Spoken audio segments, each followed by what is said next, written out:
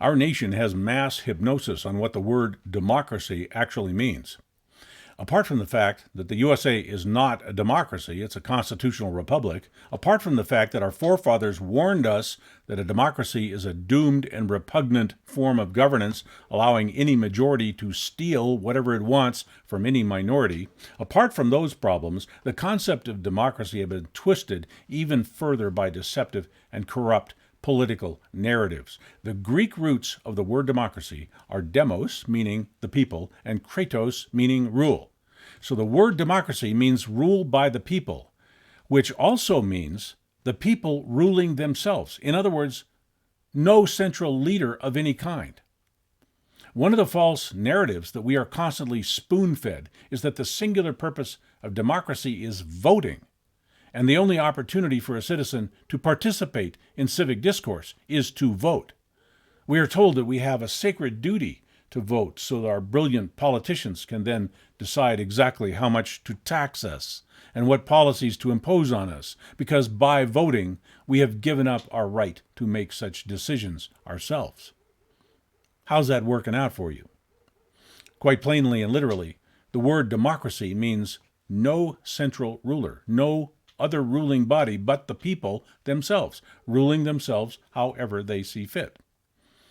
If you have full control of your labor, money, and property, then you live in a democracy. If your labor, money, property are taxed by a central agency, then you are not in a democracy. If a central authority rules over you, you are not in a democracy. You had a democracy, but you gave it away by voting. So if democracy is not voting, what is it? Since democracy is the people ruling themselves, democracy is a dialogue, an endless conversation, a series of formal and informal assemblies where the people talk among themselves and search for common purpose, resolution of conflicts, prosperity and meaning in their civic interactions, or whatever else they feel like talking about that you would put in the category of ruling yourself. But clearly, democracy is a conversation among equals, not some people in charge of other people, not a group of rulers making policies and exercising force over the people as the narratives would have us believe. Democracy is not a winner-take-all lottery where people select the kind of tyranny under which they shall be plundered and molested by enforcers. You are not in a democracy unless you are participating in planning public projects, resolving conflicts, helping out in natural disasters, watching out for crime, calling local assemblies when any matters need addressing. You will find ways to promote peace and prosperity without resorting to force or violence. One of the narratives is that we need central rulers because people are not competent to administer social order and justice for themselves. We are competent in whatever we decide to be competent in. All we have to do is rise to the task. Be responsible, compassionate, fair, reasonable. We can then rule ourselves and send all the tyrants, rulers, and politicians home. We can do that anytime we choose. A true democracy is the only kind of governance that does not imply a central authority committing force on the people. Socialism, fascism, communism, dictatorship, parliaments, Congress, presidents, courts of law, these are all systems of central control, force, state violence, tyranny, and ultimately corruption, taxation, debt, and system failure and collapse, because they represent the imposition of policy rather than the ongoing and organic process of people administering their own lives. The term democracy, meaning self-rule, is about as close as you can get to no rule. The implication of democracy is that people are fully self-ruled. They have restraint, they act in honor, they're responsible because they're ruled, but they are ruled only by themselves. One of the narratives is that we need central authority because of crime. So the central authority is incentivized to see everyone as a criminal. If you're a criminal if you object to your school board teaching your child with graphic sexual references. You're a criminal if you believe in the Constitution, or God, or the family. In one century, you're a criminal for being a homosexual. In another century, you're a criminal for discriminating against a homosexual. They don't care, as long as the maximum amount of people can be classified as criminal to both make central authority seem necessary and to generate lots of revenues from fines and fees. The state regularly commits violence and force for no other reason than to convince us that it is entitled to do so. In a democracy, the state derives all authority from the people. Where does the state derive the authority to use force and violence? You can't do that. But somehow a government by, for, and of the people can do that? Show me how that works. So are you ready to self-rule? Or are you going to go vote for someone to rule over you? When you vote to protect your government benefit, you are ruling over whoever has to pay for that benefit. You are ruling over others. That is not self-rule. That is tyranny, and you are the tyrant. We have voluntary charity. You can receive donations, assistance, compassion, and love, but you have no right to force that to be paid for by your neighbor or some stranger 1,000 miles away.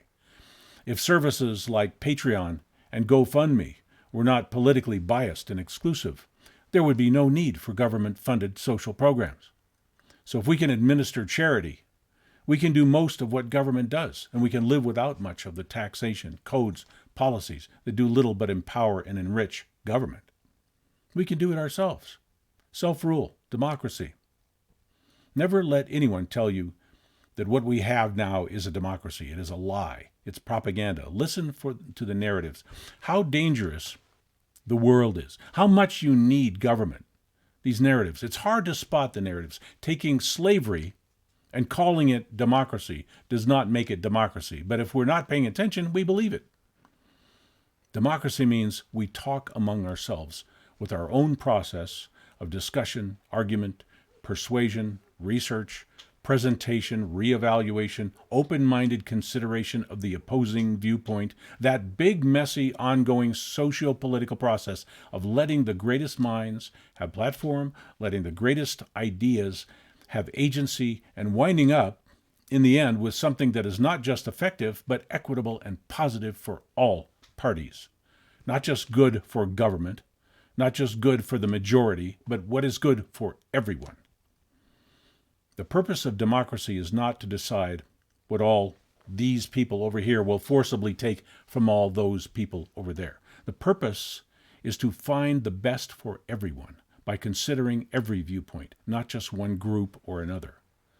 The kind of democracy we have now will always fail. It is not inclusive of the losing minority, and therefore it will always bring conflict, disruption, political chaos. In a democracy where the vote is all that counts, the minority has no agency, has no power, has no mechanism with which to protect its rights and exercise self-determination. Without that endless and robust conversation, which includes all viewpoints, the minority is buried, forgotten, and violated. We have now seen that.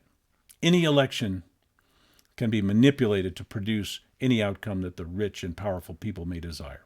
But even if our voting system were honest, transparent, and well-run, democracy does not work if all it does is pick a winner and a loser in some socio-political horse race. In a democracy, there should be no one coming up as 100% loser. Splitting society into winners and losers leads to crushing inequities, social conflict, civil war, corruption, crisis capitalism benefiting selfish and moneyed interests, the breakdown of unified national purpose, and the decimation of individual rights, the same rights that our Constitution says are sacred and must be protected. Voting destroys the noble and creative individual and institutionalizes poverty, mediocrity, conflict, and corruption. Nearly everyone now finds themselves paying taxes to support something they do not want or believe in. If you were truly represented by your government, you would never be asked to pay for things you do not believe in. That is why self-rule, true democracy, is so important. Nowadays, voting is more of a psychological trick to get us to ask for things we don't really want and pay for things we can't afford. We're not making any important decisions when we vote. We are only deciding who gets to decide things for us. Even when there is a ballot initiative where we can vote on some issue or program, it's usually deceptively written, sponsored by government, and trying to get us to vote on something that legislators would not dare vote for themselves. The ideal society is run not on the power of the majority, but on the power of the better idea, and the principle that no group, no matter how large, may infringe on the rights and opportunities and harmless pursuits of any other group, and more importantly, any individual. If we were all keeping, spending, and donating our money as we wish, would that help the rich? Of course it would, because it would help everyone. Penalizing success is a fool's game. If anyone is too rich, there is someone who can file a claim of wrongdoing against that rich person. If you believe that someone being rich is hurting you, you have to show some evidence for that. That's not something you can deal with at the voting booth. You cannot lift all boats by taking rocks out of one boat and putting them in another. You can't make your boat better by sinking a better boat. There's no perfect utopia. Yes, we must compromise. You can tell if democracy is working if no one is perfectly satisfied, but everyone feels like they have an equal voice and command over their own lives. 51% getting their way is not equity or justice. It is eating dirt if you are in the 49%.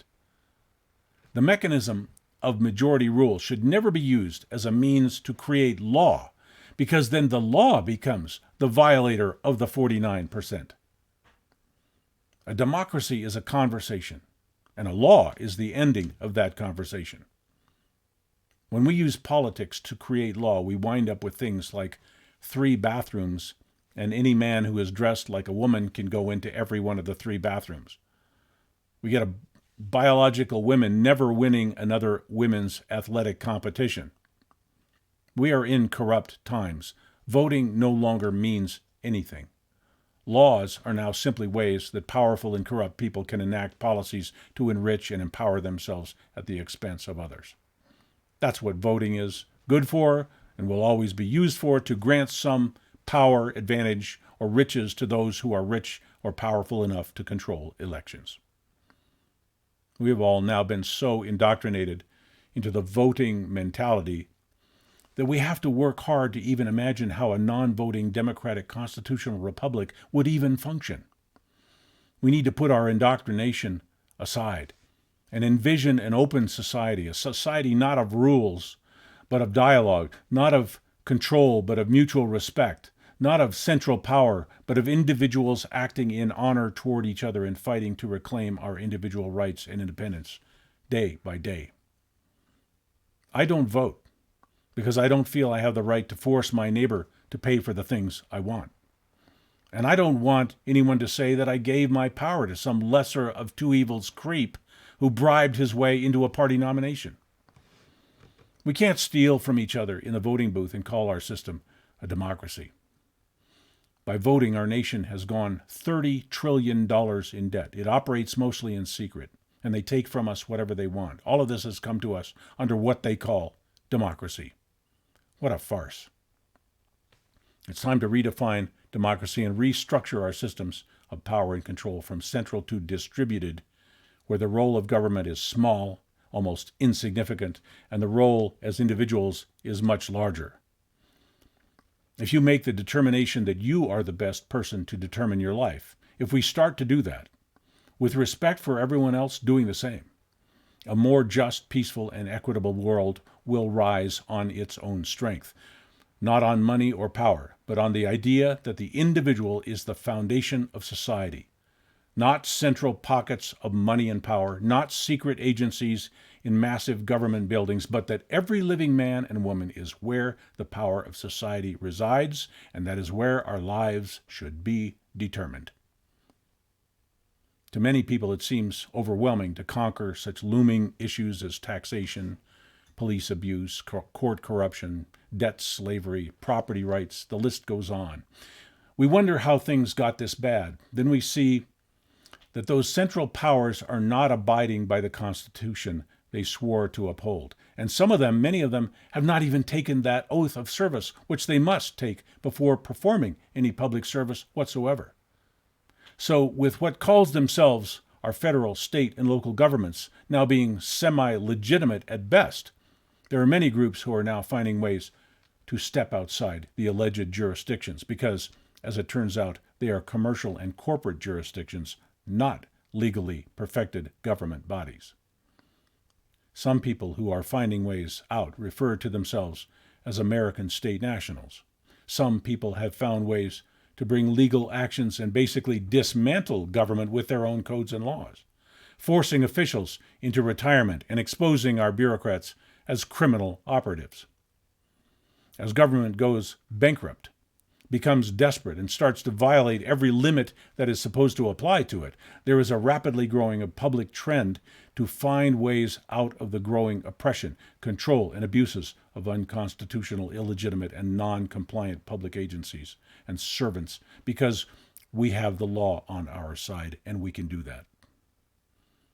This is what the freedomtaker.com website was created for, on the idea that freedom is never given as some benefit of a collective. Freedom is always taken, either by you or from you. We invite you to contact us through freedomtaker.com. You are welcome to ask us to share contacts, resources, and solutions to fit your circumstances. You will find some of that is posted freely available at freedomtaker.com. There is more that we have not had time to post yet, or that will cause us to be attacked if we did post it. So we welcome your personal inquiry where we are able to more freely share information. We are proud to be part of the growing network of seekers of justice, truth, and freedom, and we want to do whatever we can to help others join that network and find solutions.